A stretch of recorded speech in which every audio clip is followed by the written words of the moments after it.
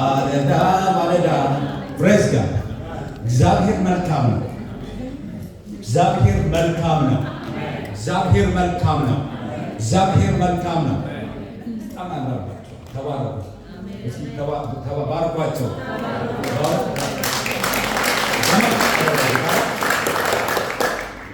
ተባረኩ ናቸው።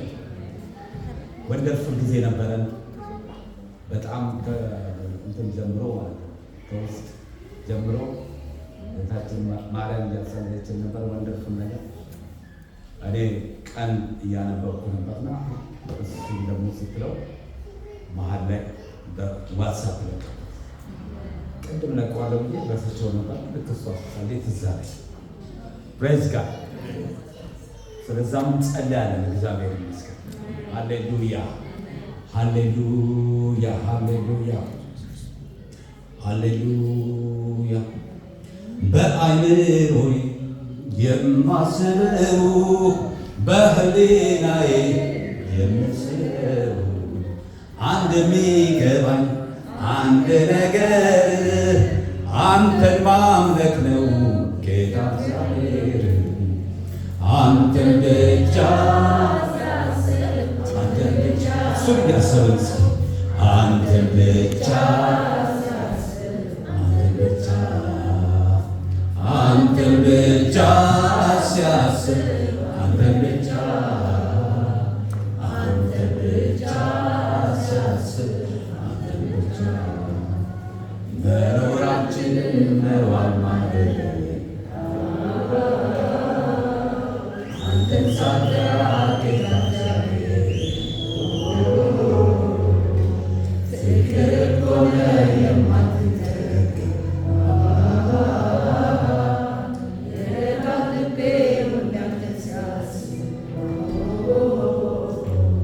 አንተን ብቻ ሲያስብ አንተን ብቻ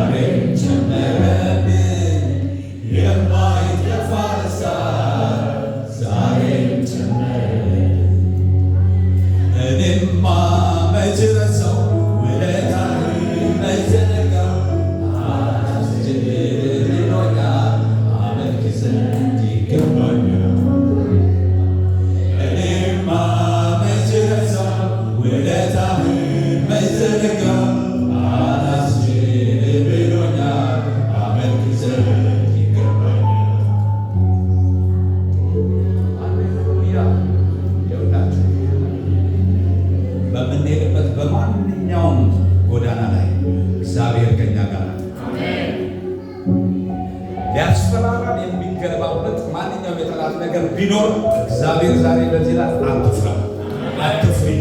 እግዚአብሔር ከአንቺ ጋር ነው። እግዚአብሔር ከአንተ ጋር ነው። የሚረዳን የሚደግፈን እግዚአብሔር ሁል ጊዜ ከእኛ ጋር አለ። የሚያቆመን እግዚአብሔር ከእኛ ጋር አለ።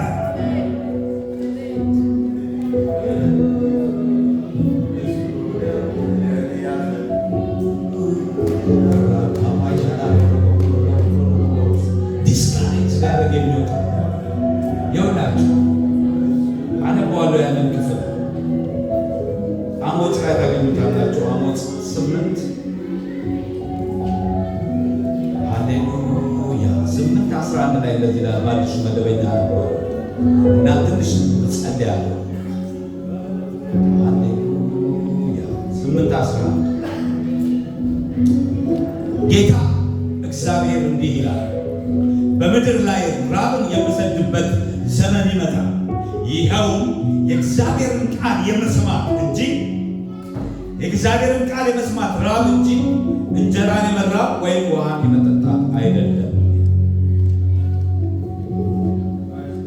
በጣም ብዙ ሰው በውስጤ ይሰማኛል ቃል ለማንበብ እየፈለገ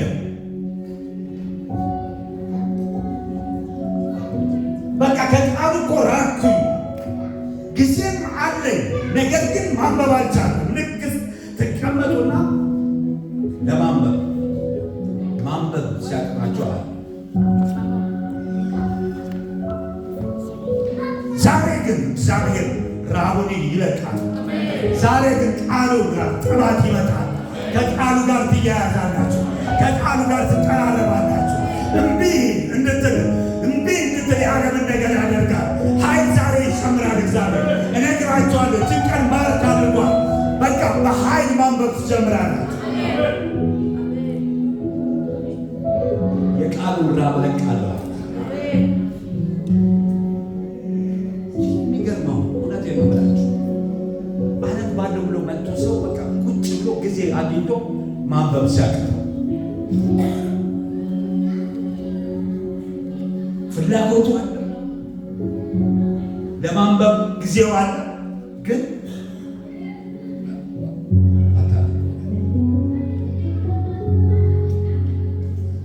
ዛሬ ይሰበራል። በኢየሱስ ክርስቶስም ዛሬ ይሰበራል። የቃሉ ጥማት ይለቀቃል። የቃሉ ራብ ይለቀቃል።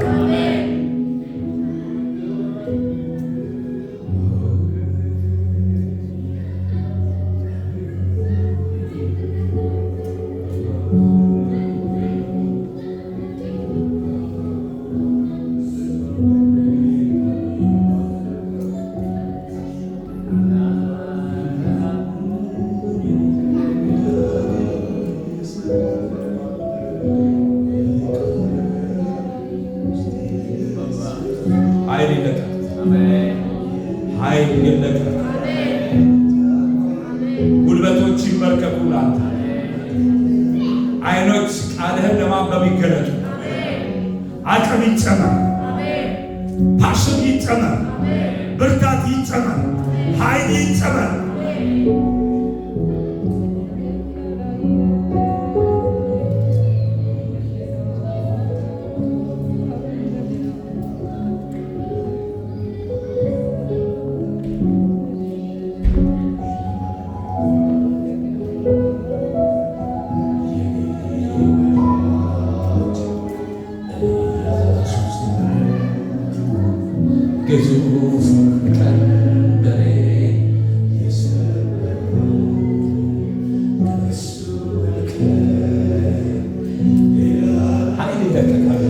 እየዘመራችሁ ኃይል ይለቀቃል። በቃ ማንበብ የምትችሉበት ፓሽን ይጨምራል። ለመጸለይ የምትችሉበት ፓሽን ይጨምራል። ኢየሱስ ግዙፉን ቀንበሬ የሰበረው ከእሱ በቀር ሌላ አላውቅም። በጣም ተዋደናል የኔ ወዳጅ ኢየሱስ ነው።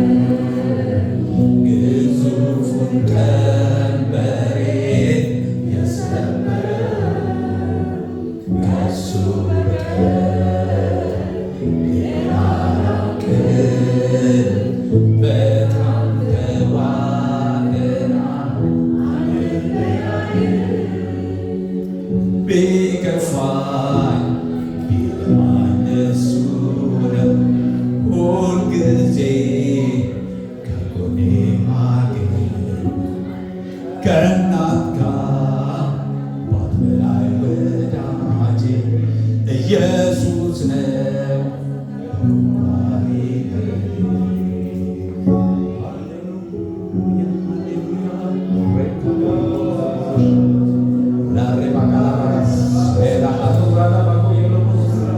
ኃይል ይጨመራል፣ አቅም ይጨመራል፣ ጸጋ ይጨመራል። ከቃሉ ጋር ፍቅር ይዛችኋል። ከቃሉ ጋር ፓሽን ይዛችኋል። ኃይል ይጨመርላችኋል። የሰራዊት ጌታ እግዚአብሔር ብርታትን ያደርጋል፣ አቅምን ያደርጋል። እናገራለሁ ከዚህ በፊት በማታነቡበት ፍጥነትና ፓሽን ማንበብ ትጀምራላችሁ። ከእግዚአብሔር ቃል ጋር መገናኘት ይሆንላችኋል። ከእግዚአብሔር ቃልን መብላት ይሆንላችኋል።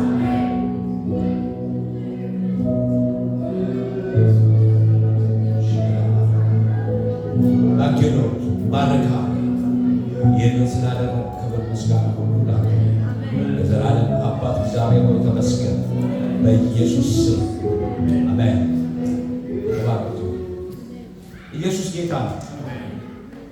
አጠገባችሁ ያለው በዓለም ካለው በእኔ ውስጥ ያለው ይበልጣል። ደግሞ ዞር በሉና በአንተ ውስጥ ያለው በዓለም ካለው ይበልጣል።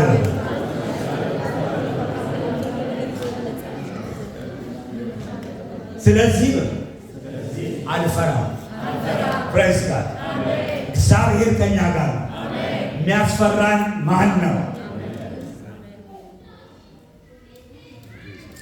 አንበሳ አገሳ የማይፈራ ማን ነው? እግዚአብሔር ተናገረ። ትንቢት የማይናገር ማን ነው? ፕሬዝ ጋድ። እግዚአብሔር ከኛ ጋር አለ። በተለያየ ሁኔታ ውስጥ ልንሆን እንችላለን። እግዚአብሔር አይተውም። ሁኔታ አይቶ ጥፍ የሚል አምላክ አይደለም። በሁኔታ ውስጥ የሚያወጣ ሃሌሉያ፣ የሚያበረታ አቅም የሚሆነን እግዚአብሔር አለ። ኧረ አለ። ፕሬዝ ጋድ ሃሌሉያ። ሙሴ አንድ ጊዜ መረረ። ዘኍልቍ 11 ጌታ ሆይ ምን አድርጌ ነው የዚህ ሁሉ ሸክም እኔ ጋር በጣም መሮት ስጋ በለው ሲለምኑ ጨንቆታል። ወደ እግዚአብሔር ጮኸ ይላል። እግዚአብሔርም በቃ 70 ሰው መረጠ። ከአንተ ከመንፈስ ወስጄ እነሱ ጋር ተማረካለሁ እና 70 ሰው መረጠ። ሁለቱ ቀሩ። ደስ የሚለኝ ፓርት ማለት ነው። ግን ባሉበት የእግዚአብሔር መንፈስ ነካቸው እና ትንቢትን መናገር ኤልዳድ እና ሞዳድ አንዱ ኤልዳድ እሱ ነው። በኃይለኛ መንፈስ ይነሳል እሱ ነው። ፕሬዝ ጋድ እና ኢያሱ ከሙሴ ስራ አይጠፋምና ምን አለ? ከልክላቸው እንጂ ከልክላቸው ሲለው ሙሴ ምን አለ? የእግዚአብሔር ሕዝብ በሙሉ ለምን ትንቢት አይናገርም? ፕሬዝ ጋድ ሁላችንም እንድናገር የተጠራን ሕፃኑም የጀመረው ዛሬ ፕሬዝ ጋድ ሁሉም አገልጋይ ይሆን በእግዚአብሔር መንፈስ ተሞልተናል። እና አዲስ ኪዳን ሰዎች ነው። የእግዚአብሔር መንፈስ እኛ ውስጥ አለ። ኢየሱስ ጌታ ነው።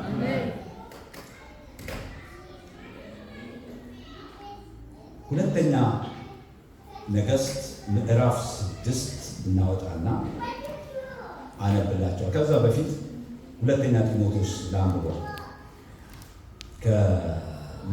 ከምዕራፍ 1 ከ3 ጀምሮ ሳላቋርጥ ሌሊትና ቀን በጸሎቴ ስለ አንተ ሳስብ ቀደምት አባቶች እንዳደረጉት በንጹህ ሕሊና የማመልከውን እግዚአብሔርን አመሰግናለሁ። እንባህን እያስታወስኩ በደስታ እሞላ ዘንድ ላይ እናፍቃለሁ። ግብዝነት የሌለበት እምነትን አስታውሳለሁ። ፕሬዝ ጋድ። በቃ አንተ ግብዝነት ያለው እምነትም አለ። ባለፈው ወንደር ጥሩ አድርጎ ሲያስተምረን ነበር ስለ እምነት ወንድማችን ሳሚ። ግብዝነት ያለበት እምነት ማለት ነው በልብህ አታምንም፣ በአፍህ ግን አምናለሁ። የአፍ ብቻ አይደለም አምላክ የልብህም። ፕሬዝ ጋድ። ግብዝነት የሌለው እምነትን አስታውሳለሁ። ይህም እምነት ቀድሞ በአያትህ በሎይድ እንዲሁም በእናትህ በኢዮንቄ ዘንድ ነበር፣ አሁን ደግሞ በአንተ እንዳለ ተረድቻለሁ። ስለዚህ በእጆቼ መጫን የተቀበልከውን በአንተ ውስጥ ያለውን የእግዚአብሔር ስጦታ እንድታቀጣጥል አሳስባለሁ። ስተራባለ አጠገባቸው ያለው በውስጥ ያለውን ጸጋ አነሳሳ። ሃሌሉያ! ጠላት ጉድ ፈላበት ዛሬ። የሁሉ ሰራዊት ከተነሳ ፕሬስ ጋር እንድታነሳሳ አሳስባለሁ። ይህንን የፈለቁት ሰባት እግዚአብሔር የኃይልና የፍቅር ራስን የመግዛት መንፈስ እንጂ የፍርሃት መንፈስ አልሰጠንምና። ፕሬስ ጋር እግዚአብሔር የምን መንፈስ ሰጥቶናል? የኃይል መንፈስ ሰጥቶሻል። የፍቅር መንፈስ ሰጥቶሃል። ራስን የመግዛት መንፈስ ሰጥቶናል። የፍርሃት መንፈስ ግን አልተሰጠንም። እኛ እየተበደልን ነው የምናመጣው የምንፈራው እንጂ እግዚአብሔር መንፈሱን ከሰጠን የፍርሃት መንፈስ በእኛ ውስጥ ፕሬስ ጋር ይሄ ስንል ፍርሃት አንፈራም እያልኩ አይደለም። የእግዚአብሔር ሰዎች በተለያየ ሁኔታ ላይ ፈርተው፣ አብርሃም ፈርቶ ነበር። አብርሃም ሆይ አትፍራ፣ እኔ ምን ነኝ? ጋሻህ ነኝ። ፕሬስ ጋር የወዳችሁ እምነታችን እየጠነከረ እየጨመረ ሲመጣ የሚያስፈራው ነገር አያስፈራም። ለምን? ያ ከሚያስፈራው ነገር የሚበልጥ የማን እጅ አለ? የእግዚአብሔር እጅ አለ። እስኪ አልፈራም ነው። እኔ አልቆጠርኩትም፣ ግን ያው ሰባኪዎች ሲሉ የሰማሁት አልፈራም አትፍራ የሚለው ወርድ 365 ነው አለ። ስላልቆጠርኩት እንዳትጠይቁ፣ ግን ቢልም አይገርምም። ስለዚህ በየቀኑ አንዳንድ አትፍራ። በጠዋቱ ትነሳና ለራስህ ትሰብኳል። አትፍራ፣ እግዚአብሔር ካንተ ጋር ነው። እግዚአብሔር ከኔ ጋር ነው። እግዚአብሔር ካንቺ ጋር ነው። በቃ በፊት የግድ እኮ አይደለም ጉባኤ ተሰብስቦ መስበክ ያለ፣ እያንዳንዱ ለራሱ መስበክ አለበት። በጠዋት ለራሱ መስታወት ፊቱን እያየ ስሙን እየጠራ እኔ አልፈራም።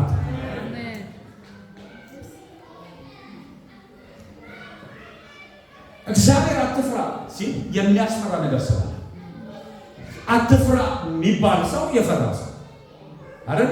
በጣም የእግዚአብሔር ድንቅ ምንላቸው አብርሃም ብቻ ኢያሱ ቅድም ያነበብነው ክፍል አይታችኋል። እሱ እንደውም ሌላ አትከለክላቸውም እንደ ምናምን ነገር ለካ መሪ ሲሆን ገባው። ሸክሙ ከባድ ነው።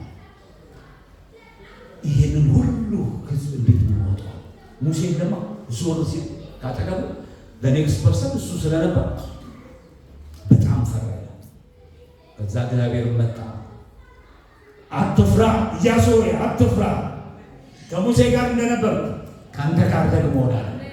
ከሙሴ ጋር እንደነበረ ከእኛ ጋር ነው። እስኪ አትፈራም። ሁኔታ እንደፈለገ ቢገለባበት፣ ነገሮች ቢተረማመሱ ይዞ የሚያወጣ የእግዚአብሔር እጅ ከአንቺ ጋር አለ፣ ከአንተ ጋር።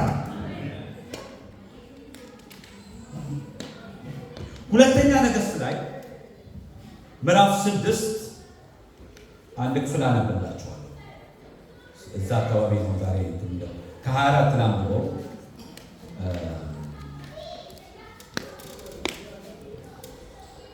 ከጥቂት ጊዜ በኋላ የሶርያ ንጉሥ ቤንሃዳድ ሰራዊቱን ሁሉ ሰበሰበ፣ ወጥቶም ሰማርያን ከበባት። ከተማይቱ እንደከበባት አንድ የአህያ ጭንቅላት 80 ሰቅል የጎመር 1/8 የርግብ ኩስ የተበላበት በ5 ሰቅል ብር እስኪሸጥ ድረስ ታላቅ ራብ ሆነ።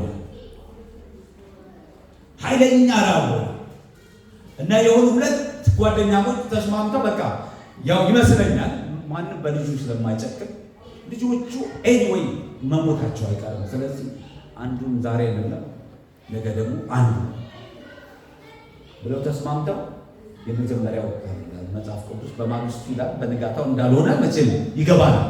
ምክንያቱም ራብ ባለበት ታይም ላይ ምግብ መጥቶ ወዲያው አይጨረስ አይደል? ግን በሉ ያንን ያኛውን ደግሞ አምጪው ሲባል ነው አለች። መጨከን አቃታት። ያችኛዋም ሁኔታዋ ተጨክኗል እንጂ ናት። ከዛ በኋላ ወደ ንጉሱ መጣች። ንጉሱ ሆይ በቅጥሩ ላይ ነበር። ጌታ ሆይ ንጉሥ ሆይ እባክህ እርዳኝ አለችው። ከዛ ንጉሱ እግዚአብሔር ካረዳሽ ምንም ላደርግሽ ለመሆኑ ምንድነው ጉዳይሽ ሲላት ነገረች። መጽሐፍ ቅዱስ ሲናገር ልብሱን ቀደደው ይላል። ከዛ በኋላ ዛተ። የኤልሳ ጭንቅላት ራስ ዛሬ በአንገቱ ላይ ካደረች እግዚአብሔር እንደዚህ ያለ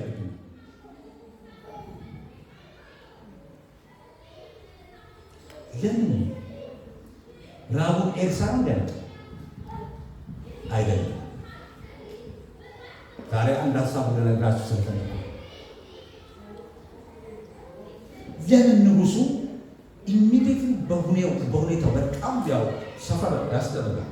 ሰዎች ልጃቸውን እስከ መብላት ችግር ውስጥ የከተተን እግዚአብሔር ነው መስላስ መጽሐፍ ቅዱስ ሲናገር ብዙ ሰው በራሱ መንገድ ሄድና መንገዱ ሲበላሽ ማን ላይ ያማርራል?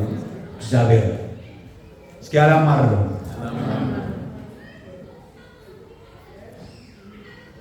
ግን ለምን ኤልሳን እግዚአብሔር ላይ ያማር? ለምን ኤልሳ ብለን ስናስብ መጽሐፍ ቅዱስ እዛው 6 ላይ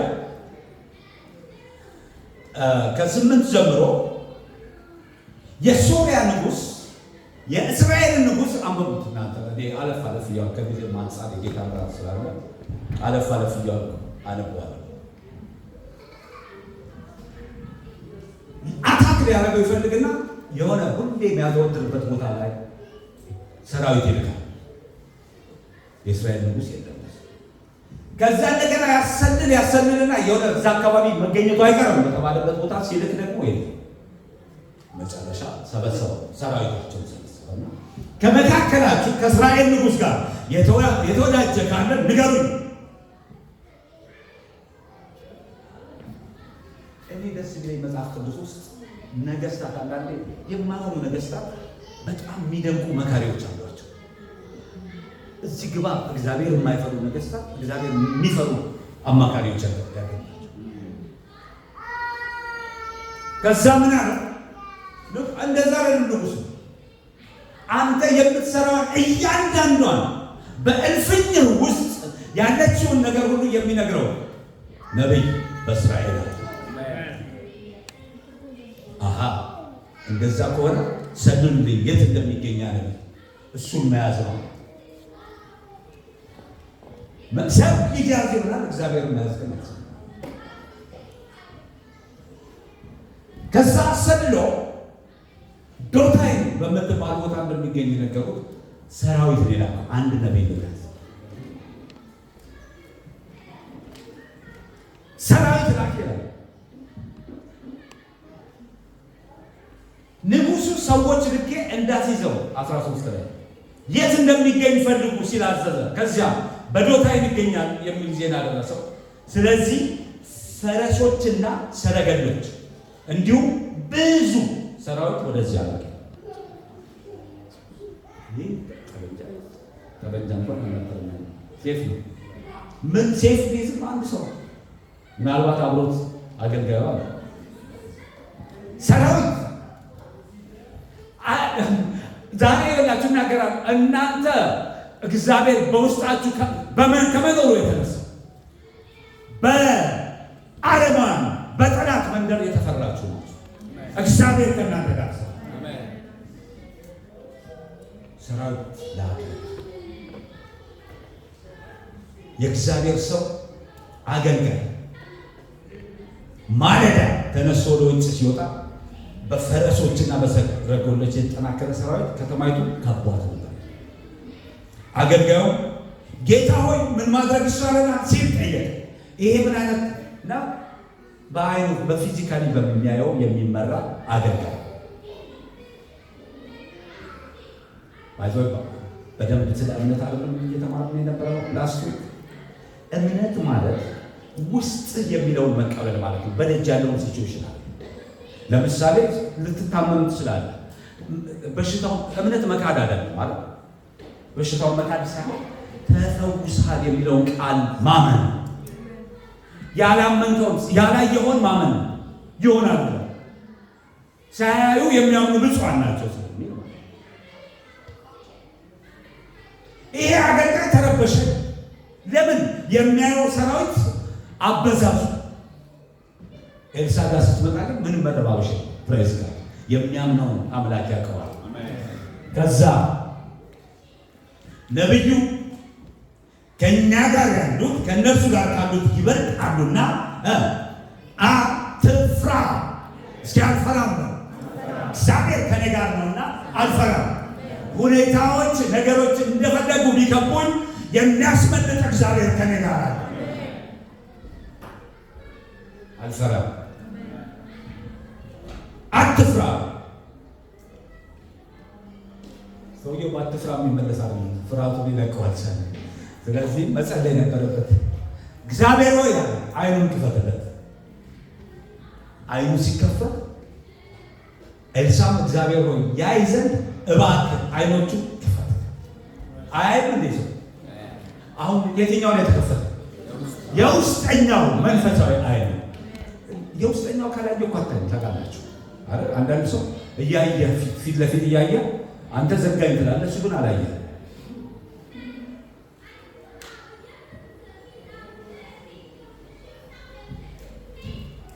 ምክንያቱም በቃ ልብ ነው አይን።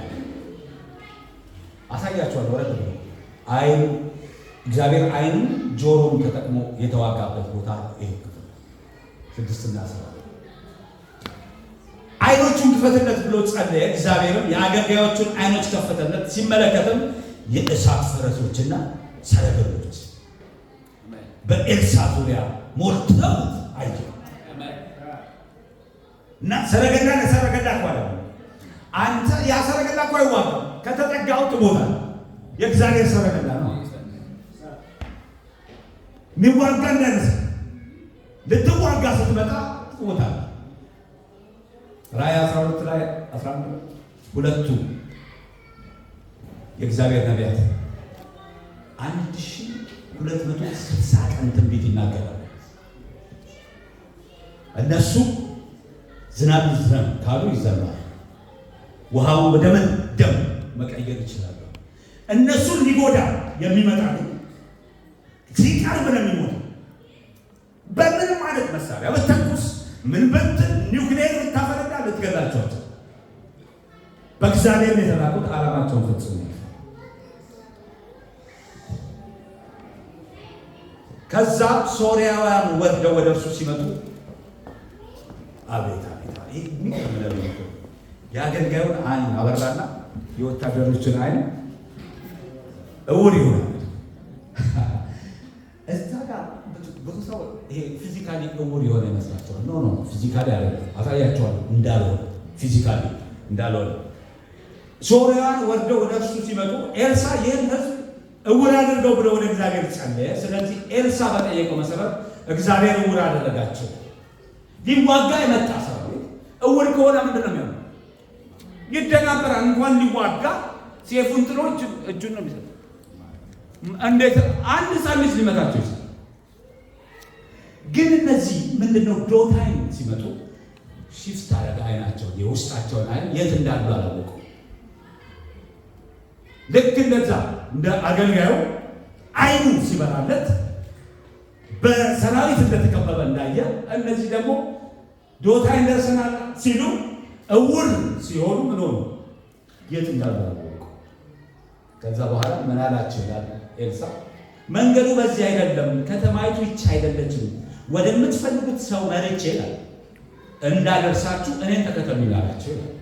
እውር ሆኖ ቢሆን ኖሮ ሊከተሉትም አይደለም። ሊዋጉማ ሊይዙ እኮ ነው። በሰራዊት አረ ፈርተው እኮ ነው ብዙ ሰራዊት ሆኖ የመጡት። ስለዚህ እየመራቸው ወደ የተወሰዳቸው ይለናል ወደ ሰማርያ። ከዛ እንደገና ጸለየ። እግዚአብሔር አባቶ አይናቸው ምን ይበል ይብራ፣ አይናቸው ሲበራ ሰማርያ ከተማ ውስጥ እንዳለ በንጉሥ ግዛት ውስጥ ናቸው። ምንም ማድረግ አይችሉም። ንጉሡን ጠይቀው ልበላቸው ወይ እግዚአብሔር ራሱ ያመጣለን አይደለም ማለት በሴፍህ የማረካቸው ነው። ከተማረኩ በኋላ ልትገድ አይገባም። ታዲያ ምን አለ? አብላቸው ጠላትን ቢራብ ምን ጋር አብላቸው ድግስ በቀሰ አረዳ እንትን አለና ሸኛቸው። ከዛ እነዚህ ጦር የሶሪያ ልዩ ጦር ኃይል ናቸው። አደጋ ለመጣል የሚጠቀምባቸው እናም መጽሐፍ ቅዱስ ሲናገር የሶሪያ አደጋ ጣዮችም የእስራኤልን ምድር ለመውረድ ከዚያ በኋላ አልመጡም ይላል። ግን ከጥቂት ጊዜ በኋላ እኔ እነሱ እምቢ ቢሉት ይመስለኛል የሶሪያው ንጉሥ እነሱ እምቢ ቢሉትም ሌሎችን አዘጋጅቶ እንደገና ሰማርያን ምን አደረገ? ከበባት። ያኔ ነው ራቡ የመጣው። ስለዚህ ያንን አሰቃቂ ቴስቲሞኒ ልበለው ሲሰማ ልብሱን ቀዶ የሳፋጥ ልጅ ኤልሳ ራስ ዛሬ አንገቱ ላይ ታደረች። እግዚአብሔር እንደዚህ ያደርግብኝ ብሎ ማለት ነው። ለምንድን ነው ብትሉ ያኔ ዝም ብዬ ሰራዊት ለቅቄ ሄጄ አሁን እሱ ነው እንደዚህ የሚያስደርገኝ ምንድነው አቅርጥበት ይባላል። ምንድነው ራይት ወርድ ምንድነው በአማርኛ? አንዳንድ ጊዜ አንዳንድ ወርዶች የአማርኛ ነው በደንብ የሚጽፉት ግን አቅርጥበት ምንድነው በአማርኛ ነው?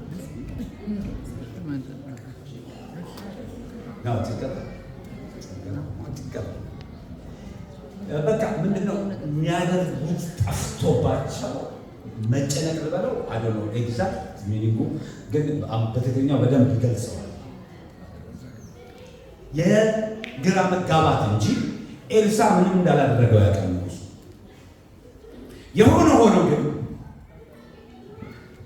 እግዚአብሔር ደግሞ ቀድሞ መጣ ወደ ኤልሳ። በዛት ራይት ሞመንት ላይ እግዚአብሔር ከተፋ ሊገለው በተዘጋጀበት ይህንን ክፉ ንጉሥ ታያላችሁ። ሰው እንዳትከፍቱላቸው መልእክተኞቹ ንጉሡ እየመጣ ነው።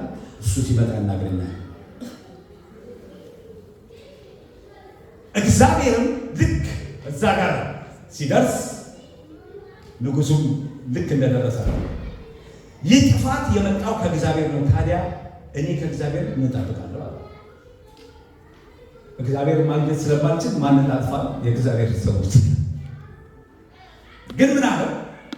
ኖ የእግዚአብሔርን ቃል ስማ። እንዲህ ይላል፣ በነገው ዕለት የሚሆን እኮ ነገር አለ። በዚሁ ሰዓት ማለፊያ ዱቄት በ2 ሰከንድ ይሸጣል፣ በ1 ሰከንድ ይሸጣል። ገብስ ደግሞ በ1 ሰከንድ ይሸጣል። ንጉሡን የተደገፈው የመኮንን መላል እግዚአብሔር አለ የሰማይ መስኮቶችን ቢከፍቱ አሁን ምትለው እንዴት ይሆናል? አሁን እኛም ጋር እንደዚህ ነው። አንዳንድ ነገሮች ሁኔታዎች በጣም ሲከብዱ እግዚአብሔር ይችላል በቃ እንትን እንላለን አይደል? በእኛ አቅም ልክ ባይዘወይ ብዙ ሰዎች ይጠራጠራሉ። ይሄ በትንቢት የንቀት ንግግር ነው የተናገረው። አንዳንዶቹ ግን ጄኒውንሊ ይችላል ወይ ብለው ስለሚጠራጠሩት የእግዚአብሔር ሰዎች ሙሴ ቅድም ያነበብኩላችሁ 11 ላይ አጨቅጭቀኝ በቃ ስጋ ሰጣችኋለሁ አለ። ለአንድ ቀን አይደለም፣ ለ2 ቀን አይደለም፣ ለ10 ቀን ለ20 ቀን አይደለም፣ 1 ወር ሙሉ ይበላሉ። ከዛ ሙሴ ምን ብልጡ ይሄ ሁሉ የምድር ሰራዊት ቢሰበሰብ እኔ በ600,000 መካከል የሚሄድ ሰው አይደለም እንግዲህ መጻተኛ ሳይጨመር ሴቶች ሳይጨመሩ ልጆች ሳይጨመሩ ከሚሊዮን በላይ ይዤ የመጣ የምድር አሳ ሁሉ ቢሰበሰብ ይበቃል ብሎ ጠየቀው እግዚአብሔር። የዚህና የዛኛው የመኮንኑ ግን ይለያያል። የሙሴ ጅኑሊ የሚችል አልመሰለም። ሲያስበው አጠገቡ ያለው ችግር ከበደበት። በእውኑ ለእግዚአብሔር የሚሳነው ነገር አለና? እስኪ አጠገባችኋል። በእውኑ ለእግዚአብሔር የሚሳን ነገር አለን በሉ። በምንም አይነት ሁኔታ ውስጥ ልታልፉ ይችላል። የዘጋችሁት ፋይል ሊሆን ይችላል። እግዚአብሔር ከከፈተው የተከፈተ ነው። እኔ መጀመሪያ ወደ አገልግሎት ከመጀመሬ በፊት አንድ ቃል በልቤ ሞላና በሰው ደግሞ ኮንፈርም ተደረገ። ራእይ 3 ላይ ያለው ምንድን ነው የሚለው? ሁሌ ነው ደግሞ የምጠቀምባት ስለሆነ ሰምታችሁ ይሆናል። እግዚአብሔር የከፈተው ማንም እግዚአብሔር የከፈተው እግዚአብሔር የዘጋው እነሆ በፊቱ የተከፈተ በር አደረገ። በጌታ በኢየሱስ ክርስቶስም በፊታቸው እግዚአብሔር የተከፈተ በር አድርጓል። መውጣት መግባታችሁ በሱ ይያዛል፣ በእግዚአብሔር ይያዛል። መውጣታችሁ እግዚአብሔር ይያዛል፣ መግባታችሁ እግዚአብሔር ይያዛል። በፊት ሆኖ እንዳትገቡ የሚከለክል ምንም ኃይል ወዲያ እግዚአብሔር እኔ የሆነ ቦታ ከላከኝ ማንም እንደማስቆም እናቀ ስለዚህ ከሰው ጋር አልወጣ ለምን ጣ ኔቨር በቃ የሚመልሰኝ ኃይል ካለ እመለሳለሁ። እግዚአብሔር ካልቻለ እግዚአብሔር ግን ይችላል፣ ይችላል። ይሄኛው ግን ይሄ መኮንኑ ግን የንቀት ነው። የሰማይ መስኮቶች እንኳን ቢከፍቱ እንኳን ይሄ የምትለው ሊሆናቸው ይሄ ነገር የሆነ አንተ ግን ከዚህ ድርሻ የለህም።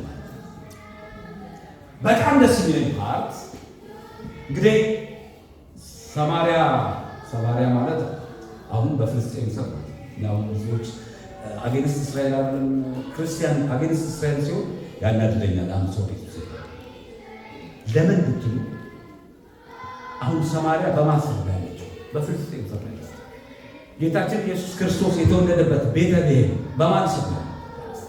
እና እነዚህ ሰዎች ቦታቸው ተይቷል። ወደዛ እንዳልገባ እስራኤልን ስለምወድ ኢየሱስ ያድናል። ሰማሪያ ደግሞ እንዳወራጃ ዋና ከተማው አሁን ኢያሪኮ አሁን ማለት ኢያሪኮ ደግሞ ከዮርዳኖስ ቀብሮ የተጠመቀበት ጌታችን ኢየሱስ ክርስቶስ የኢያሪኮ ግንብ ሲባል እናውቃለን። በአካል ስላየው ደስ ይላል።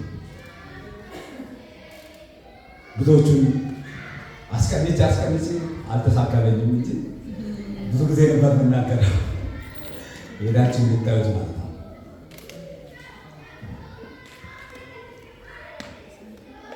ሰማሪያ የምትባል ከተማ ነበር። ሰማሪያ ማለት የተቀላቀለ ሕዝብ ነው።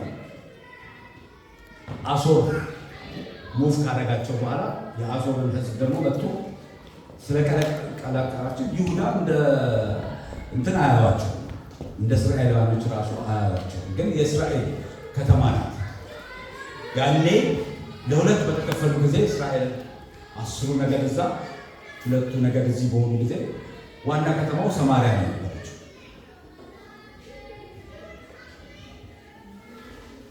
ታዲያ ያቺ ሰማሪያ ተከበበች በሶሪያ እና በዛን ዘመን ምንድን ነው የሚያደርጉት? ዝም ብሎ መግባት አይቻልም ከተማ ውስጥ። ለምን? በግንብ ስለሚታጠር ኢዝሊ አታክ ሊያደርገው በድንጋይ አታክ ሊያደርጓቸው ይችላል፣ እንደዚህ ሊያደርጓቸው ይችላል። ስለዚህ እነዛ ወጥተው የማይዋጉ ከሆነ ትከብና የሚወጣ የሚገባን ሰው ታስቆማል። ከዛ በኋላ ረሃብ ይመጣል። እንዳይወጡ መዋጋት አለባቸው ከሶሪያ። ዝም እንዳይሉ ደግሞ ረሃብ መምጣቱን እዛ ጋር ተዘግቶብን ማድረጋቸው በጣም የሚያሰቅቅ ረሃብ በነበረበት ጊዜ 4 ለምጻሞች ነበሩ። እነዚህ 4 ለምጻሞች ደግሞ እንደ በሕጉ መሰረት ከተማ ውስጥ መግባት የለባቸው። ዳር ላይ እንግዲህ እግዚአብሔር የተናገረውን ይፈጽማል አይደል? ሲፈጽም ሰዎች ነው የሚጠቀሙ ነገር ነው። በዚህ ሰዓት ማለፊያ ዱቄት በ1 ሰቅል ማለፊያ 2 ገብስ ደግሞ በ1 ሰቅል ይሸጣል። ከዛ በኋላ እግዚአብሔር ያስነሳው ብርቱ ሰው አይደለም። የተናቁት። እዚህ ግቡ አይባሉም ነው፣ ወደ ከተማው እንዳትገቡ ረክሳችኋል ተብለው በተቀመጡ 4 ለምጻሞች ሀገር ዛሬ እኛ ሁላችንም አንችልም ብለን እንቀመጣለን። እንግሊዝኛ አንችልም፣ እንደዚህ አንችልም፣ ምን ነው ነገር አለ። ትናንትና 23ኛ በዓል ያከብሩ ነበር የምስረታ በርሚንግሃም ቸርችና ሄደ አፖስቶል ነበር ነገረው ስለ ወንጌል ነው እና ወደ ውስጥ ከመግባታችን በፊት ተገናኝተን ይነግረን ነበር፣ እናወራ ነበር ምክንያት ስለመፍጠር። እኔ እኮ አልችልም፣ እኔ እኮ ብቃት የለኝም።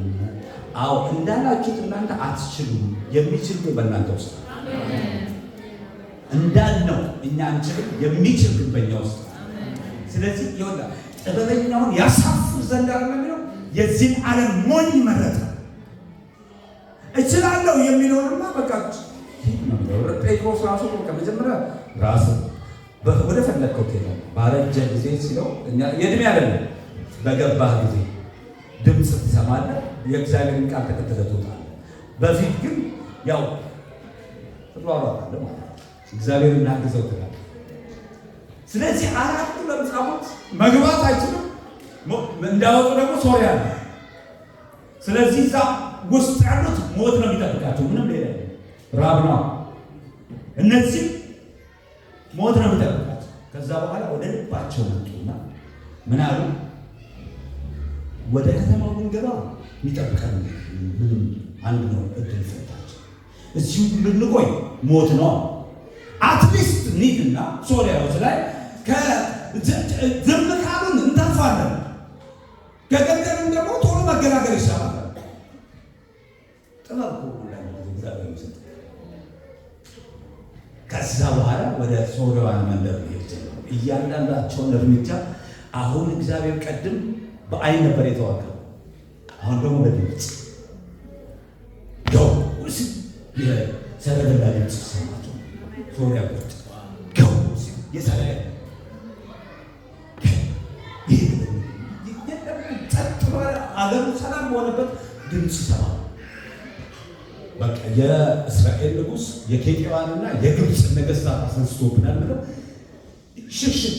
በጣም የሚደንቀው እንዴት ሰው በፈረስ አሸሸ? ፈረሱን ትተው ነው የሄዱት እኮ እንዴ! አንተ መኪና አጠገብ ግን ሌባ መጣ ብለህ በእግር ስትሸሽ ነው። እግዚአብሔር እንዲህ ይዋጋ። ምንም ነገር እግዚአብሔር ተዋጊ ነው፣ ስሙም እግዚአብሔር ነው ስንል እንደዚህ ቁጭ ብሎ ስናይፐር እየተኮሰ የሚገድል እንዳይመስል ቁጭ ብሎ ሽፍት እንዳያደርግ ከፈለገ አይን ሽፍት ያደርጋል፣ ጆሮ ሽፍት ያደርጋል።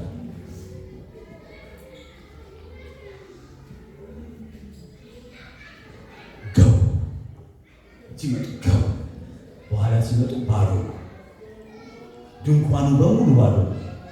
የመጀመሪያው የቦሌ ጉዳይ ነው። ስለዚህ ገቡና ስንት ዘመን ያላዩትን ምግብ ልክ አስገቡና አሁን ወደ ወርቁ ሚላ ወርቁ ምናምን ደበቁ። ሁለተኛው ጋርም እንደዚህ ባሉ። በኋላ ግን የእግዚአብሔር መንፈስ መጣነሱ የምናደርገው ነገር ትክክል አይደለም። ቀኑ የምን ቀን? የምስራች ቀን፣ ጎንዮስ የምናውጅበት ቀን ነው። አጀሪት ካደረች በደለኞች እንሆናለን። ዛሬ ቻሌንጅ አደረጋችኋል። ወንጌል ይዘን ዝም የምንል ከሆነ በደለኞች ነው። የኪንግደሙ ዋናው ዓላማ ወንጌል። አጠገባችን ላሉ ሰዎች መንገር አለብን። ማሳመን አይደለም ያልኩት፣ መንገር። ከዛ ወደ ቤተ መንግስት መጡና አስተጋቡ ወደ ውስጥ። ከዛ በኋላ ንጉሱ ጋር ደረሰ። ንጉሱ ምን ቢል ጥሩ ነው?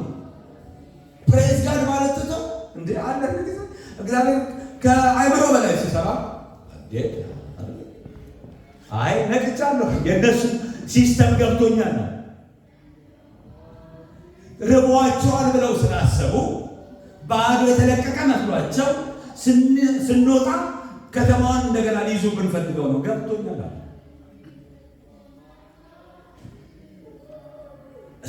የሆኑ እግዚአብሔር መንፈስ የሞላባቸው ግን አማካሪዎች አጠገቡ ነበር። ድንቁ ሰው ያወቅ ነው። ለምን አንድ 5 ሰው ልክ ይሂዱና ይሁ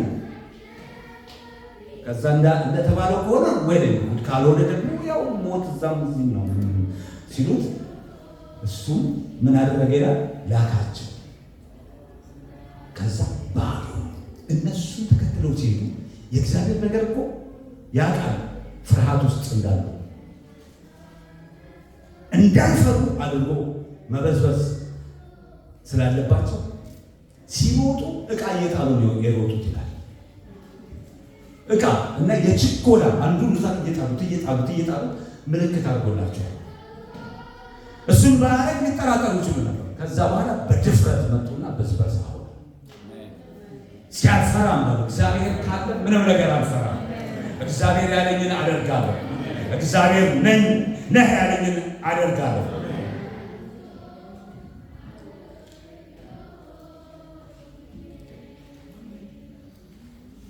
ጥቂት ሰዎቹ በከተማ ውስጥ ከተረፉት ፈረሶች 5ቱን ይዘው የሄዱ ዕጣ ፈንታቸው በዚህ ከቀሩት እስራኤላውያን ሁሉ ጋር አንድ ነው። የሚጠብቃቸው ቢኖር በዚህ በሙሉ እንዳለቁት እስራኤላውያን መሆን ብቻ ነው። ስለዚህ ላካቸውና የሆነው ምን እነርሱም እስከ ዮርዳኖስ ድረስ ተከተሏቸው። ሶርያውያን በጥድፊያ ሲሸሹ የጣሉትን ልብስና ዕቃ በየመንገዱ ላይ ተበትኖ አገኙ። መልእክተኞችም ተመልሰው ይህንኑ ለንጉሡ ነገሩ። ከዚያም ሕዝቡ ወጥቶ የሶርያውያን ሰፈር በዘበዘ።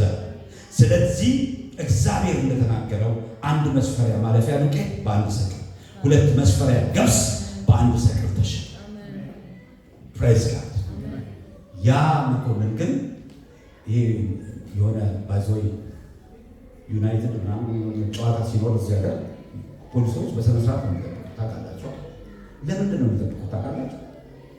ምክንያቱም ክራውድ ስለሆነ ክራውድ በሚመጣበት ጊዜ የሆነች ነገር ከተፈጠረ አንዱ በአንዱ ላይ ነው እና ብዙ ሰው ነው የሚሞተው።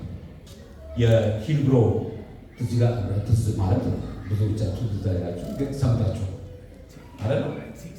96 ነው ምናምን የሊቨርፑል አንዱ በአንዱ ላይ ይሄዳል እና ክራውድ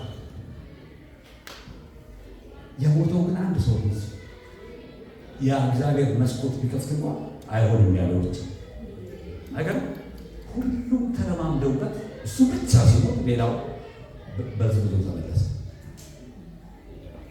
ታመናለሁ በለው እግዚአብሔር አልፈራም። እግዚአብሔር ከኔ ጋር ነው። እግዚአብሔር አለ አለ አለ ከኛ ጋር አለ ኢየሱስ አለ። እግዚአብሔር አለ አለ አለ ከኔ ጋር አለ ኢየሱስ አለ።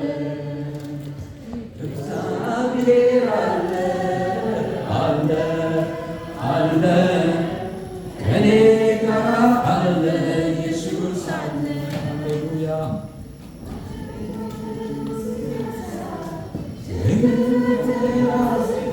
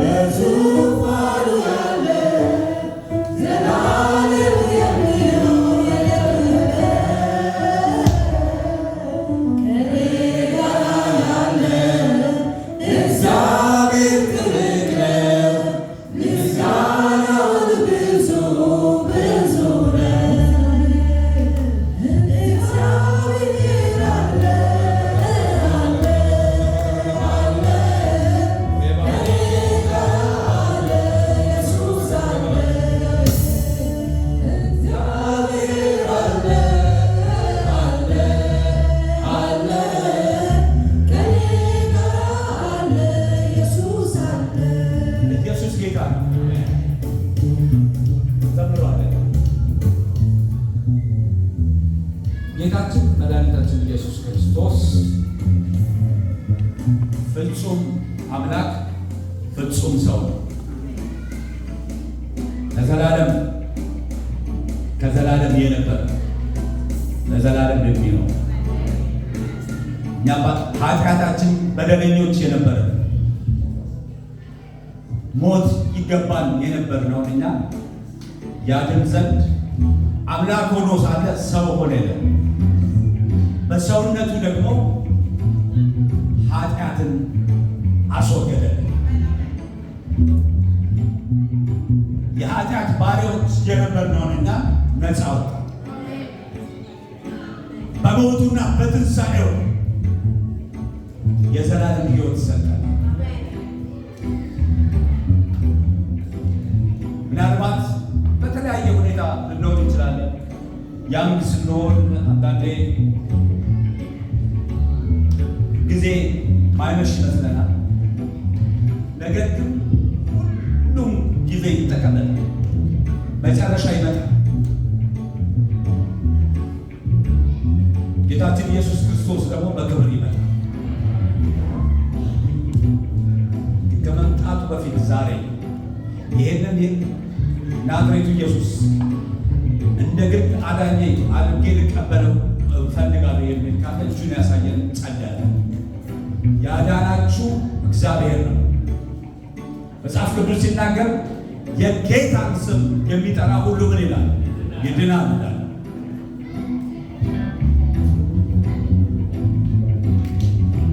ኢየሱስ እርሱ ክርስቶስ እንደሆነ ጌታም እንደሆነ ታውቁ ዘንድ ይህች የዘላለም ሕይወት ናት። የዘላለም ሕይወት ያለ ልጁ የለም። ልጁ ያለው ሕይወት አለው። ልጁ ያለው የዘላለም ሕይወት አለው። ልጁ ያለው እረፍት አለው። ልጁ ያለው ሰላም አለው። እኛ የቀመስነውን ቅመሱ እንላለን። ምንም የምትከፍሉ ነገር የለም። ዛሬ ጌታ የምትቀበሉ ያልተቀበላችሁ ሰዎች ባትቀበሉ እና የምናገኘው ደሞዝ የለም። ግን ሰዎች ሊጠፉ አንፈልግም።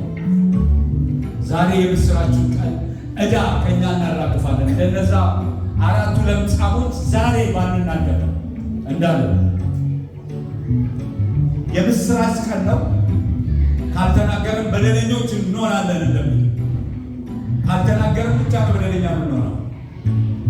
ዛሬ ይህንን ጌታ የምትቀበሉ ኢንካሬጅ አደረጋችሁ። አትፍሩ። ማንም የሞተላችሁ የለም። እሱ ነው የሞተው። እሱ ደግሞ ራቁቱን ሊሰቀል አላፈረም።